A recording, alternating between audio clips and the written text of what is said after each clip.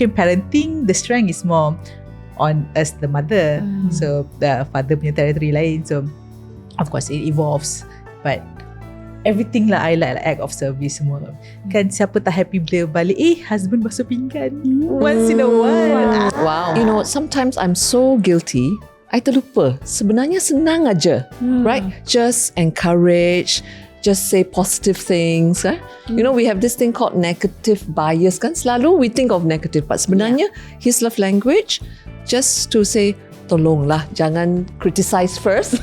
It says, wow, this is a new recipe. Words of affirmation. Spending that time is also a bit of a service, right? And special shout out to my husband, whose love language is giving me gifts. So I'm a very happy recipient. I actually haven't analysed Nira, but I do realise that his love language is also information dumping.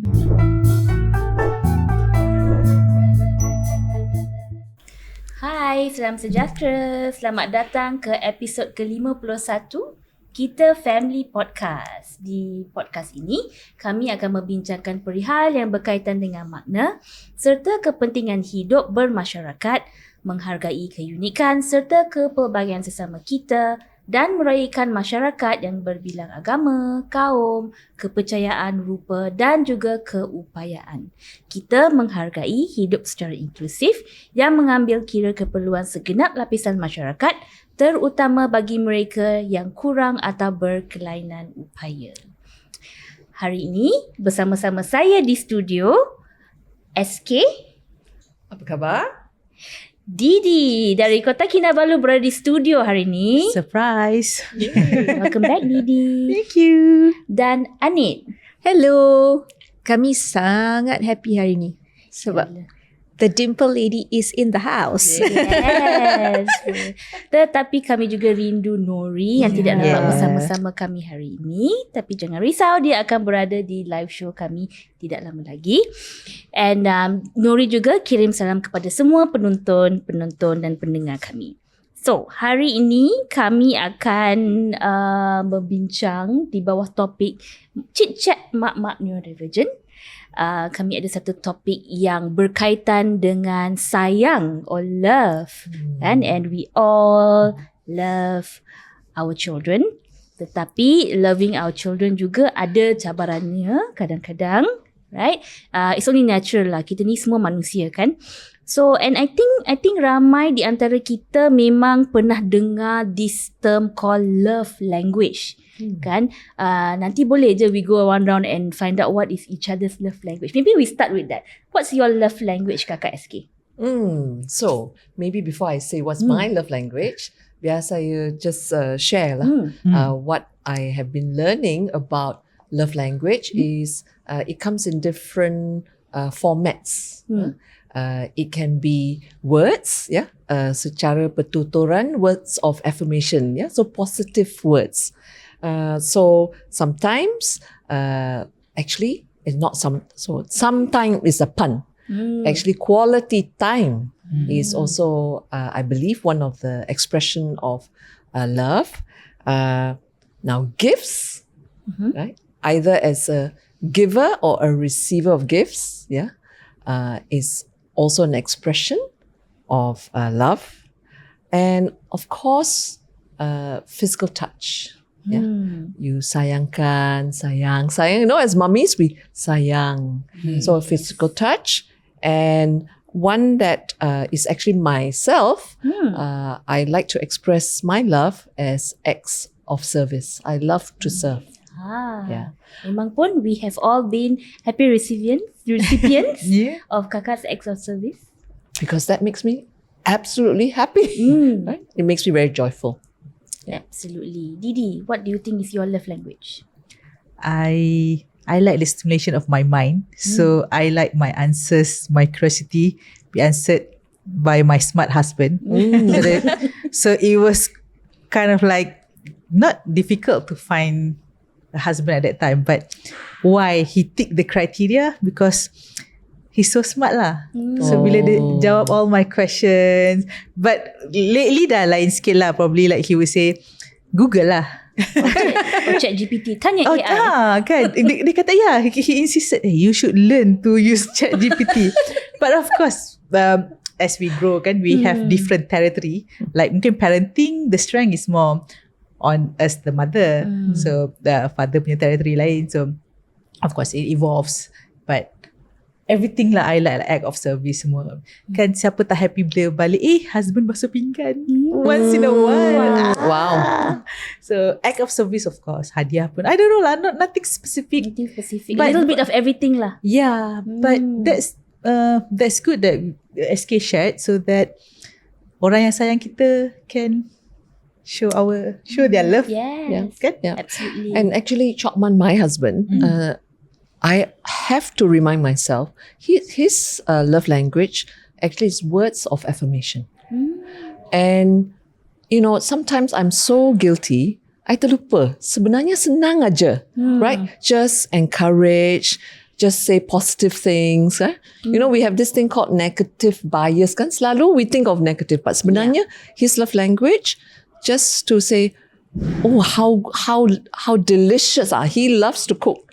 Yes. So I'm reminded, I must always remember, tolonglah, jangan criticize first. It says, wow, this is a new recipe. Yeah? Words of affirmation. Yeah. So Chokman, if you are listening to this, I love you. Okay, this is the words of affirmation. It must be your red shirt giving me all this. Yeah. So words of affirmation, I think, not only for our partners lah, for our children, our family, and for me, my kita family. See, feeling the love. Feeling the love, words of affirmation works. Yeah, and just for the record, Chokman is an excellent cook. I've had the benefit of tasting some of his cooking recently. So yes, that's definitely his love language. Cooking, we should add cooking as a love language. Absolutely. Yes. But that's an act of service, isn't it? Yeah. Yes. Absolutely. So you guys share that. Interesting. Betul. Yeah. So, Anit, what about you? I think it's a bit of a combination. Acts of service definitely part of it, because I'm always asked, why do you do this? You tak ada kerja lain ke? Dah your plate is so full, then you jadi podcaster lagi. An act of service. Act of service. Betul? Interesting. Yeah. So mine is quality time, but also I think a bit of acts of service comes into that.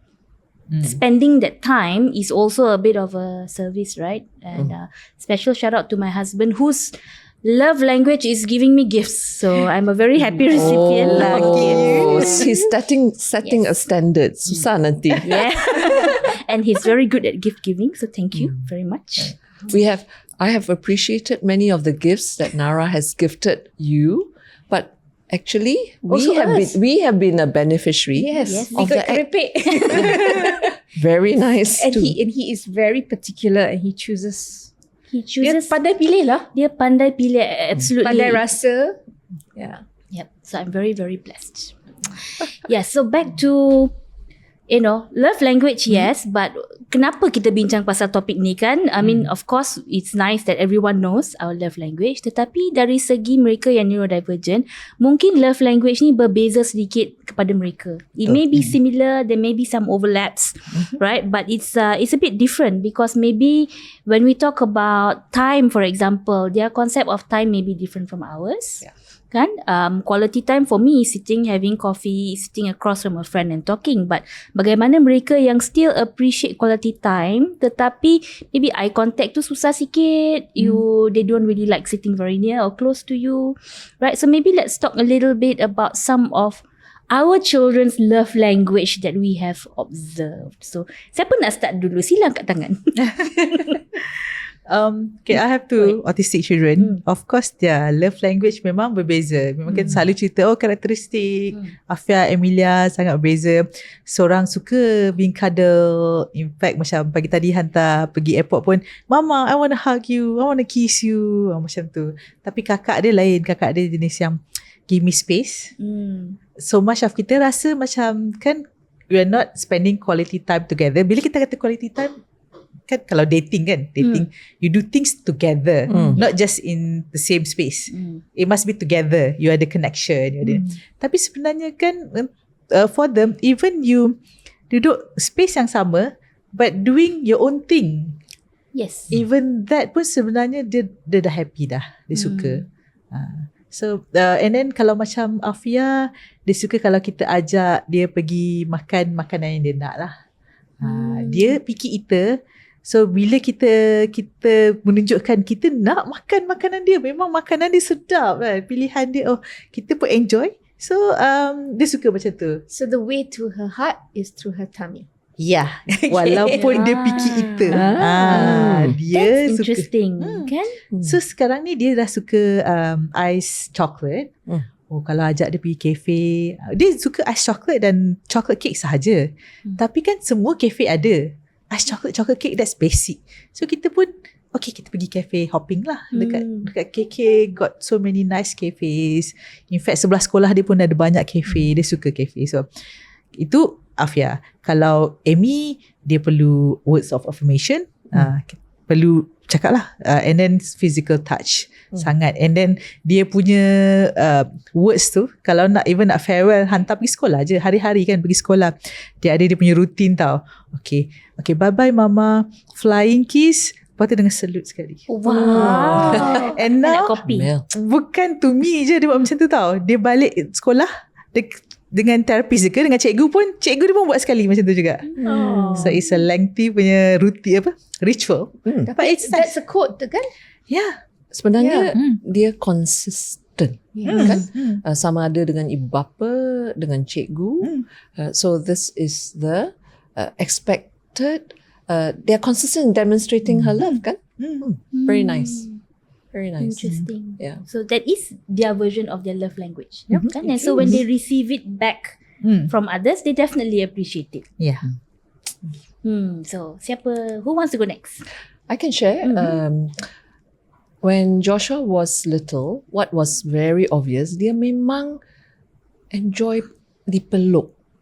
Right? So that's a deep pressure sebenarnya, is the deep pressure yang dia dapat, and it comes very strongly across, sama ada kawan, whoever he meets, so this is not that typical picture kan of what you expect of an autistic child, right? Actually, when he greet, dia terus peluk, and that makes him very adorable sebenarnya kan. When you meet him, and I remember when I go home, one of the things I enjoy most is him running into my arms. As if lama tak jumpa. Every day. Exactly. How rewarding can that be for a mama kan? Yes, and a big reunion every day. That's right. It's like such a rewarding experience even for me. But I remember I would say to Joshua, when you grow up and you are too big for mama to hug you, I said, don't forget to hug me. I still use that on him now. So Joshua is much taller than me. Joshua, if you are listening, I am still loving your hugs. And he's still very adorable. He's still very adorable. He's much taller, and he's of course going to turn 16. Yes. Wow. And can still give you a big bear hug. Definitely, I'm asking for it. So what about you, Anit? Okay, I actually haven't analyzed Nirav, but I do realize that his love language is also information dumping. So if you talk to him about things that interest him, if you are happy to sit down and listen to the music that he wants to listen to and blast, and if you katalah dia nak cakap pasal Pokemon, tapi kalau saya ni kalau dah dengar macam 3-4 minit tu macam turn off tau. Tapi dia boleh setengah jam boleh cerita pasal Pokemon. Baru-baru ni dia baru balik daripada trip. Dia dah beli buku tu, yang tu menjadi encyclopedia dia, macam dictionary. Dia tengah hafal. Oh, fantastic. Okay, what are you reading? Lepas tu dia kalau dia kalau dia dah hafal skrip daripada movie yang dia suka, dia nak narrate balik skrip tu and dia nak you dengar. Macam bila dia kecil dulu, Lion King dah hafal A to Z. So that information dumping, and if you show interest, dia macam sangat gembira. Dan juga sebab it's his way of saying, I'm spending time with you, I am doing things with you. Absolutely. Yeah. He enjoys hugs, but he's also like a bit particular. So kalau rambut dia tak terurus, dia tak suka. So kalau rambut I tak terurus pun, dia datang macam ni, touch untuk uruskan rambut saya. Sebab pada dia macam semak, dia tak boleh. That's his love language to you. Yes. As well, right? Making sure that your rambut terurus. Yes. Boleh tak pinjam ni rough once in a while? My rambut selalu tak terurus lately. Actually, sebenarnya, just as you were sharing about this, how do we receive? Yeah. How do we respond to their love language? So when he wants to share, if I can, what came to my mind, Anit, is then if we can pull out our love language in service, we just listen. Kan? It may not be something that we enjoy, but I think if we draw on that act of service, we give that listening, and in a way, time Yeah. as well, kan? And then if you throw in curiosity, There you go. you build Yes. connection, deeper connection with them. Yeah. So reframing semua ni, what can be challenging actually, if we are conscious about our love language, quite powerful, kan? Now that I'm reflecting myself. Yes, very, very. And I also think with time, the love language changes as well. Absolutely. Not just for us, for our children as well. So katakan anak-anak masa kecil, like what kakak shared just now about you hugging Josh and now Josh hugging you, right?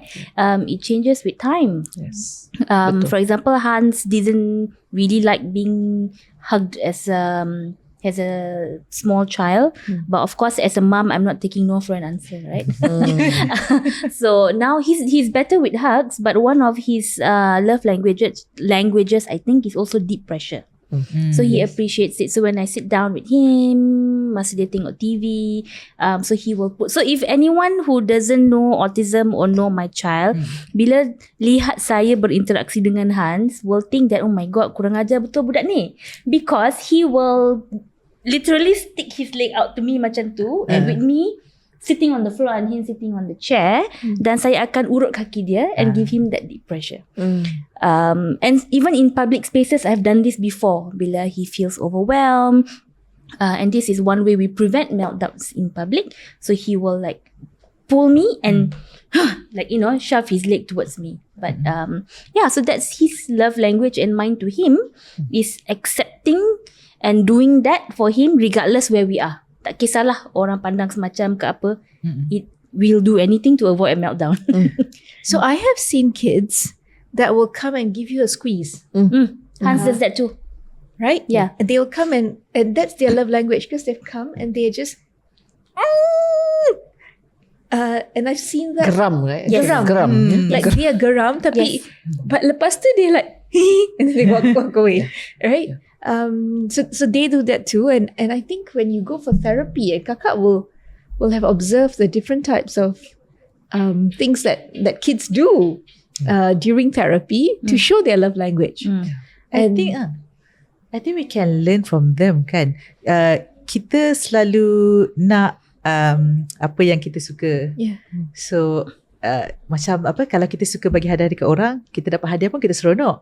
So these kids kan, by doing that, sebenarnya bila kita reciprocate by mimicking the same thing that they are doing, memang macam bukan doesn't make sense, macam tak biasa kan, macam no, we are not used to doing that. Tapi bila kita replicate balik, we can see that they like it. So they actually asking for it, waiting for it. Yeah, so that's body doubling Or or parallel play.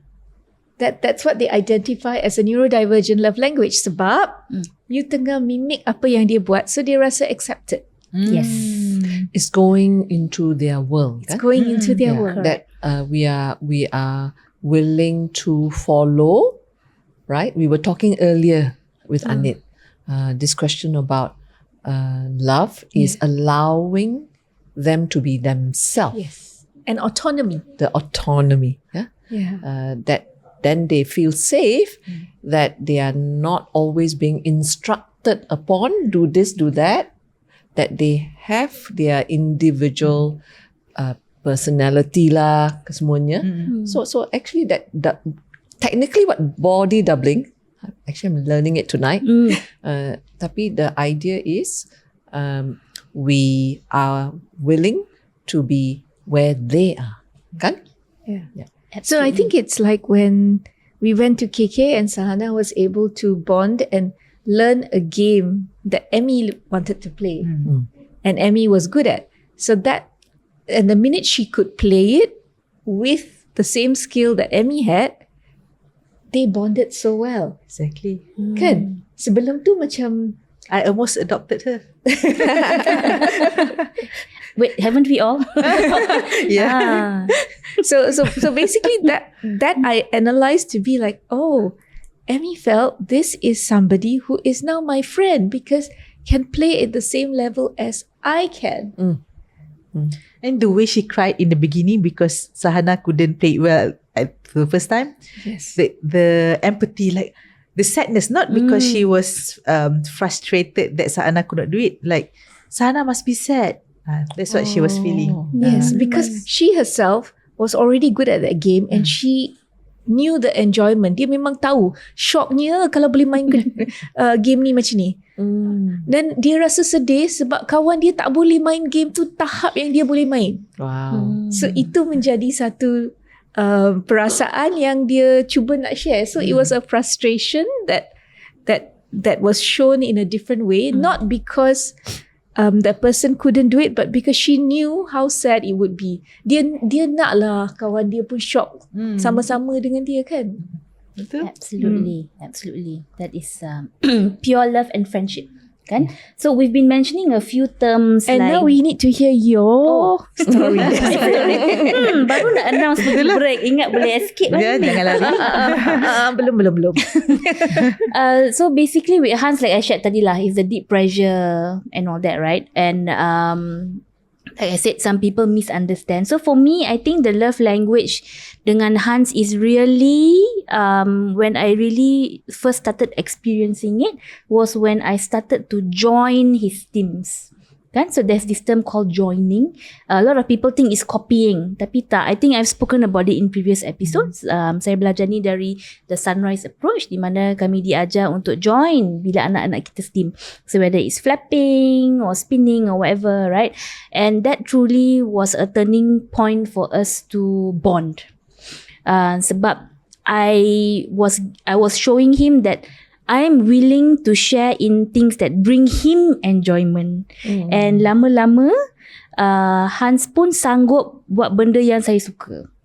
Right? So it's like it's a very simple analogy lah. Katakan bila kita nak berdating kan zaman muda dulu. Itu sekarang. Masih muda. Masih muda. Katakanlah orang yang anda suka tu tak suka kopi. Takkan nak pergi bawa Starbucks on your first date. Kan? So it's things like that. So What a the good same example. analogy actually we can apply to our kids. Kalau kita nak want to win them over, nak tawan hati mereka, buatlah benda yang mereka suka. Bukan benda yang kita suka. Betul? Because eventually, and okay, so going back to the dating analogy, lama-lama, although say your pasangan tak suka coffee, but he knows that you enjoy coffee, eventually he will say, okay, let's go to Starbucks. I can have tea instead. Tak nak pergi Starbucks, nak pergi kafe-kafe lain. Kafe-kafe lain lah. Sorry. Not necessary. Any coffee shop. Boleh je pergi ke kafe atau kopitiam. Tapi dia minum benda lain. Tak semestinya kopi. Kan? So macam bila Afia nak minum ice coffee, I can have ice chocolate. I can have ice coffee. So kita cari tempat yang sama-sama boleh enjoy lah kan. Exactly. I think kan macam bila kita tunjuk dekat anak kita yang kita accept their love language. after a while dia pun dah tahu kita suka apa kan. Betul. They give back like the love language that kita pula. So ada anak-anak neurodivergent ni memang mempunyai fascination, macam kalau diorang suka Lego, diorang akan like fascinated dengan Lego. Kalau you boleh duduk dan main bersama mereka, kalau mereka bagi peluang lah, kadang-kadang mereka tak boleh tahu territorial. No, main. Dia macam ada Because ada we'll pagar. mess it up, right? Yeah. And kalau mereka main Lego, kalau ada sikit salah, mereka akan destroy dan start again tau. Sebab dia kena perfect kan. So tapi kalau dia boleh, we share and we do it, so that's a good way of turn taking as well. Yep. And then blending your world with theirs. Absolutely. So with that, let's take a short break and we'll be right back.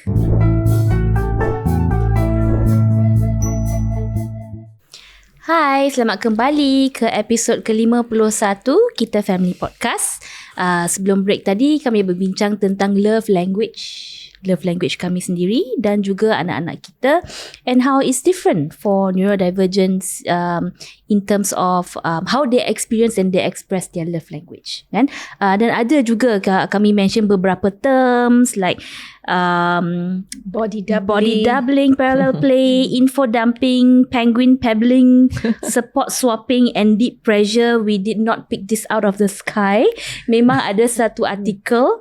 Banyak artikel, yes. But for today's one, we refer to the verywellmind.com, where this is a specific article tentang love language for neurodivergent. It explains to you what all these 5 are. Dan kami juga akan share link kepada artikel ini dan artikel tentang love language yang kakak SK terangkan, in terms of acts of service, gifting and dan sebagainya. Clearly I don't remember the other 3 now. Words of affirmation. Words of affirmation. Acts of service, time. Okay, Quality time. You quality forgot time, your own my love own kan. My own. Ingat yang gift je sebab dapat gift dari si suami kan. Okay. Tapi bila kita bincang semua ni, especially in this episode, saya rasa saya nak minta tolonglah semua penonton-penonton untuk share in our comment section what your child's love language is and what your love language is, so that we also learn and share, because we know our kids, we know the kids that anak kita pergi therapy dan kita kenal mereka lah, tapi ada banyak lagi yang mungkin tak kenal. Absolutely right. Ada di antara parents dan saya sendiri kadang-kadang tak tahu actually a lot of things about my child. And bila saya tengok komen-komen dari parents lain, just like what Anit said just now about the holding, right? Tak terfikir pula that's actually a love language, and Hans actually does that. To everyone new that he meets, dia pergi terus pegang, So yes. Sebab ada yang tak suka salam sebab tingling kan, ada yang rasa geli kalau you hug them. Ada yang rasa self-conscious. So kita pun nak belajar. So we are not complete experts. So please share so that kita akan belajar bersama-sama. Yes. So since we are doing an episode of ChitChat MakMak Neurodivergent, hari ni we will move on a little bit, still talking about love, but love isn't easy all the time kan. Ada juga cabaran-cabaran yang kita harus harungi dengan mereka yang kami sayang, and in fact sometimes is the ones that we love the most that can hurt us the most as well. So maybe let's talk about it. Contohnya, I'll give my own example lah, right? As much as I love and understand Hans, ada juga masa-masa yang saya rasa, why can't he just do this? Or why can't he just behave for this 5 minutes? And doesn't mean I love him any less. Tapi memang akan terasa because I'm human as well. Right? And if you ask me how do I deal with that, sampai sekarang memang tak ada jawapan untuk soalan tersebut. Right? I try deep breathing sometimes. It depends on the situation. There are also times that I lash out at him, right? Because I'm also human. So let's hear about some of the other challenges my kakaks also face. I bukan baca lah, satu Instagram post talking about how neurodivergent has this inconsistency ada skill yang satu hari dia boleh buat, hari lain dia tak boleh buat. Mungkin disebabkan oleh sensory overload, apa yang berjadi di rumah sebelum tu, banyak faktor lah. So kita kan, bila anak kita dah boleh mahir sesuatu, contohlah boleh tidur pukul 10, sampai ada hari tiba-tiba refuse to sleep. Ini kisah benar. Tak nak. Kisah benar, tanpa dinyatakan nama watak-watak yang berkenaan. Dia tak nak tidur. And cakap, boleh tak kalau tak nak tidur? Saya tak nak tidur malam ni. Alamak, semalam okey, hari ni tak okey. Dan kesabaran mak dia pun inconsistent. Ada hari sabar, okey, saya tunggu, boleh terangkan, boleh pujuk, boleh ni. Tapi kalau time-time mak dia pun tak sabar, itu yang jadi lash out. Tu yang sama-sama tantrum. Tapi itulah, kita bila berlaku all this difficult time kan, kena cepat-cepat ingat satu, that whenever the kids are facing difficult moment, it's not because they want to hurt us, they want to sengaja susahkan. They are having difficult moment because like I said, like inconsistency of their skill as well. So kena ingatkan, no, it's not her. She doesn't mean to menyusahkan, nak marah-marah, bukan. Because I kan dah tahu dah watak sebenar siapa. So sebab bila dah keadaan tenang kan, dah selesai, dah tak marah, she would come and sorry mama, tak maaf. So itu kena ingatkan lah, bila jadi balik I have to remind myself, this is a phase. It will be okay. She's not going to throw tantrum the whole night. Like never pun in history like dia satu malam tak tidur menangis all night. No, it never happened that way. So I have to remind myself, it will be over in a few minutes. Like we are riding this storm, but I have to be calm. I cannot add to the menambah minyak kepada api yang sedang membara ini. So it's a conscious effort yang not easy. Not easy. And then like macam, of course at that time macam, is this the child that I love? Yeah, of course. She's a child. She's love of my life. But especially kalau dia orang buat hal depan orang kan. Oh my God, that tambah lagi embarrassment. Kan, tambah lagi. Definitely feel you on that. Tetapi in that whole process, kita pun kena ada tough love sometimes. And you know, orang-orang tua selalu cakap, jangan bagi muka sangat.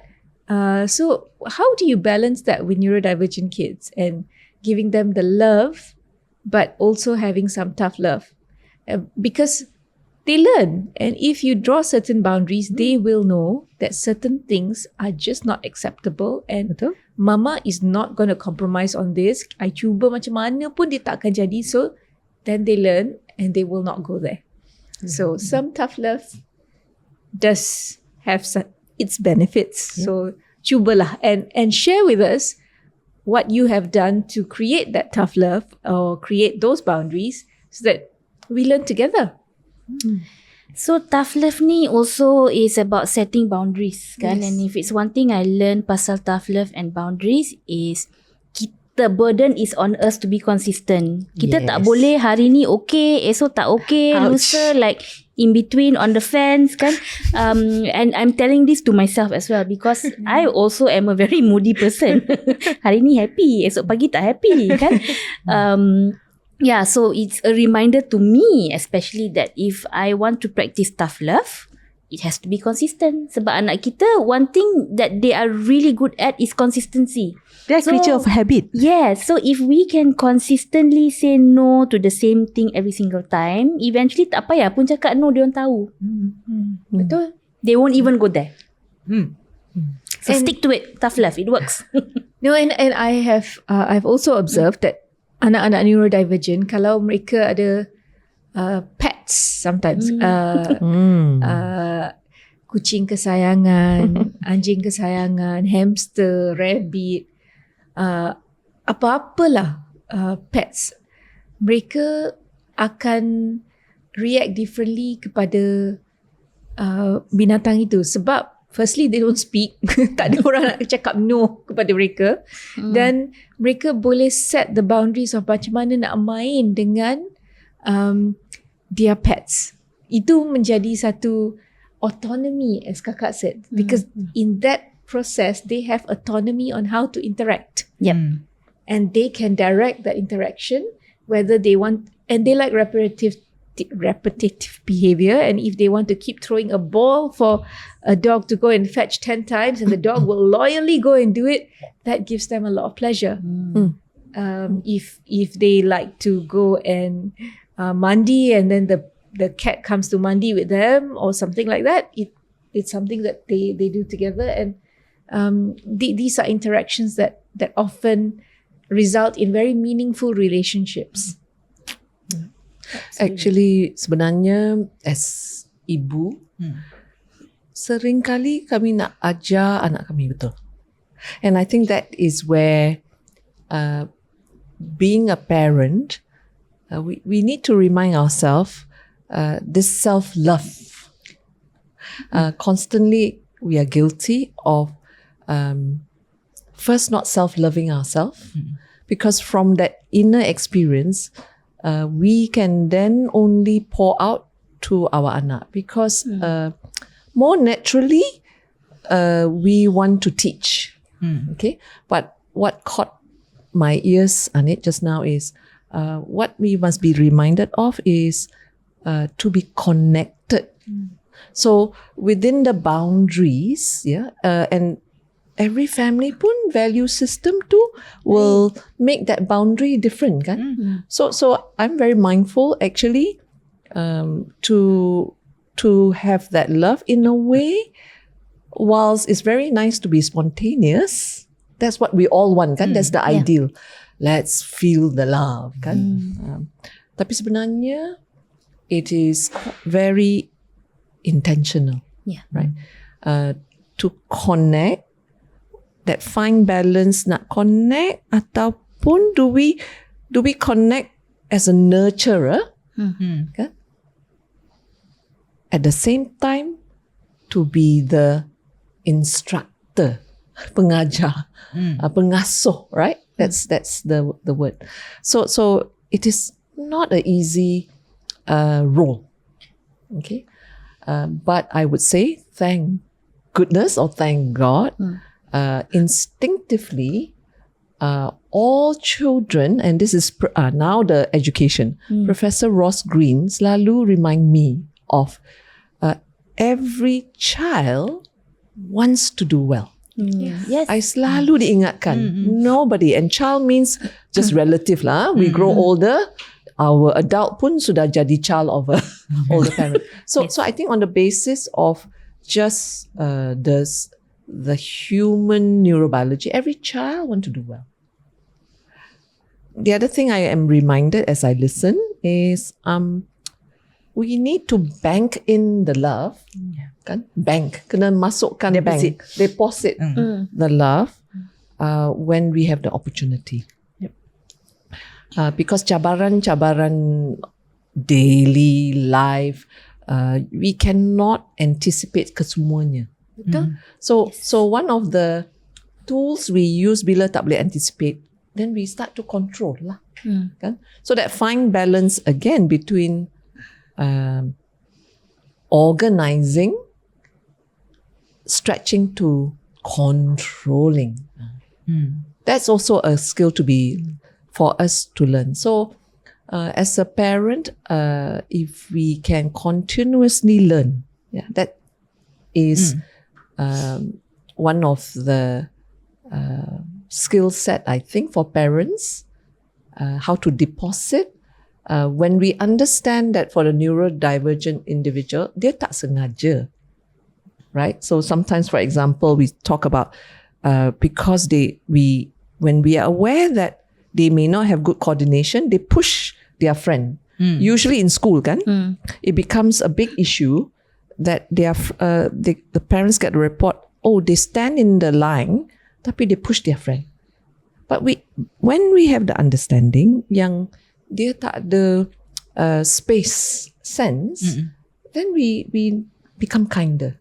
we become more aware, then we can care and love them more. Wah, that panjang cerita sangat, but there are so many elements of challenge in love.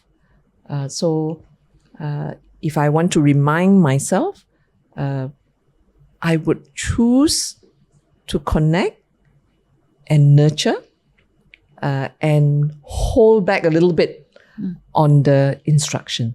Yeah. So I'm reminded that some children don't show it with words. Neurodivergent children, they show it in actions. Yes. So kalau mereka suka, sometimes their act of showing love is just to be around you. Kalau dia tak suka, dia tak nak berada dengan dalam space yang sama dengan orang yang dia tak suka. Dia nak pergi masuk bilik dia tantrum. It's like, kalau dia tak suka pergi sekolah pun sama. Dia tak suka cikgu tu pun sama. So similarly, kalau orang datang rumah and dia tak suka, dia takkan nak keluar bilik. Tapi kalau dia suka, you tak payah ajak. Dia akan datang. Dia akan datang sendiri. Sometimes mereka tidak akan cakap banyak, tapi datang and just join in. So that itself is an act of love for some neurodivergent kids. Because pada mereka, kadang-kadang they sense that energy. Betul. Right? The energy of somebody else and the genuineness. I always call them the biggest radar. Right? Their antennas are like super sensitive. I don't know what waves they catch. I don't know that frequency, but I see that. And because some just cannot take certain energy and some do. And when Didi was talking about them feeling sorry, I know if I am ever so tired, and that's when I have very limited time, saya pun kena peka lah. That kadang-kadang anak saya tu bukannya sengaja nak buat benda tu, dia pun mungkin penat. Dan ini adalah satu cara yang dia berkomunikasi bahawa dia penat. Tak boleh dah, dia tak boleh buat benda ni. Bukannya sengaja. I also experienced that with Joshua. Allowing dia to process. After that, what was very rewarding, he will actually come and say later, maybe even the next day, bila dia sudah calm, and he will apologize. Yes. And sometimes I bingung. Oh wow, actually pada masa itu dia tak dapat manage emosi dia, ataupun beyond emosi dia tak boleh manage the action dia, right? But bila dia sudah calm, sudah dapat proses, that's when when I then realize actually he is aware. Yep. Oh yes. Okay. And even our children who are non-speaking, they are absolutely aware when they've done something to hurt us in some way. Yeah. And I've experienced this many times with Han. So he has two ways of apologizing. One is, he would do this. And like really sorry. That one, instantly your heart will melt. Right. Or he goes to his device and he goes, I'm sorry. Oh. And he will click the I'm sorry non-stop until you say it's okay. So he's looking for that affirmation because one of the things about Hans is I think he's very highly empathetic, that he experiences emotions at a very intense level. So when he's sorry, he's like really sorry, and you better just forgive him. I actually think Timo is the same. And we often talk about this with Norwegian, that intensity. The intensity. And when he is sorry, he is so sorry and so remorseful. So big shout out to him. Yes. And just to extend that a little bit, memang ramai anak neurodivergent kami, we say they are very sensitive. Yes. And it's never true that they cannot feel. That is always a reminder. Kesemua anak-anak kami, neurodivergent ke, typical ke, we are insan. And this insan just don't have the ability to communicate kan how they feel. In fact, the other way, sometimes they cannot stop that communication. Kan? So never forget, jangan lupa anak-anak kami kesemuanya dapat merasa kesemua emosinya. Absolutely. And if I can sum up this portion on finding the love in challenging times, and I think I just found the answer, which is in our children. Because if we look at the dynamics, the relationship between us neurotypical and our children who are neurodivergent, we are the most unpredictable factor to them. Correct. And the fact that they still love us no matter what, unconditionally, they define it. Yeah. So the answer is, where do you find the love in challenging times? You find it in your child. But sometimes because the emotion is too Yes. big, and then because my kids are verbal, they throw at you, I hate you, mama. But we know it's just a heat of a moment. Yes. Because later, apologize, sorry, mama, I love you. How come you not love me? Well, wow. So we literally talk about love today dan kasih sayang. What a lovely topic. So let's go around. If anyone has any last words before No, I want end. Kakak to share what she shared earlier about go on, Kakak. Actually, I was sharing with all the adik-adik. Yesterday, I was immersed in a whole day of what I thought was learning about art therapy. And the most impactful thing that I want to share with you, I took away and I want to share with you, is how to love our children again. How to fall in love with our children again is something I took away from the learning of yesterday. Was using art as art therapy, bukan art therapy as a communication tool, as a non-verbal communication tool. Of course, often we like to hear I love you, but there is a non-verbal communication which is possible, right? And so parents, and for myself, let's fall in love with our children again and again And again. and again. My heart is full. I'm in love. Yes. And we all are, right? Yes. And we need to spread the love. Yes. And we like to hear from you. Yep. And with that, we are wrapping up our episode for today. Terima kasih kerana sudi mendengar. We are on YouTube and Spotify for our full episodes. Jangan lupa subscribe dan juga share episod kami dengan kawan-kawan anda. And don't forget, we are also on social media platforms, TikTok, Instagram and Facebook. Please follow, like dan sebagainya lah. And help us increase our following so we can reach more people out there. And don't forget to leave us your comments, your questions, whether in the direct messages or in the comments. We read them all. Kadang-kadang minta maaf, we reply a little bit late, but we promise we always get to it. With that, thank you very much and see you next time. Bye. Bye.